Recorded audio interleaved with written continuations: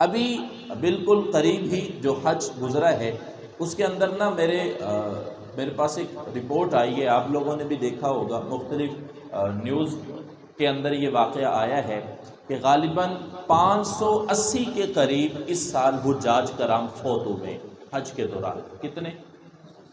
580 کے قریب۔ اور تاریخ یہ کہتی ہے کہ جس قدر کثیر تعداد کے اندر اس سال حجاج فوت ہوئے ہیں، اس سے پہلے اتنی کثیر تعداد میں فوت نہیں۔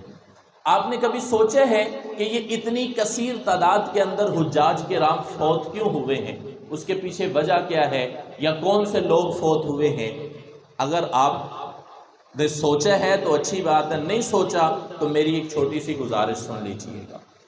یہ وہ لوگ فوت ہوئے ہیں جو عمر رسیدہ تھے، جو اعصاب کے اعتبار سے، صحت کے اعتبار سے، قوت مدافعت کے اعتبار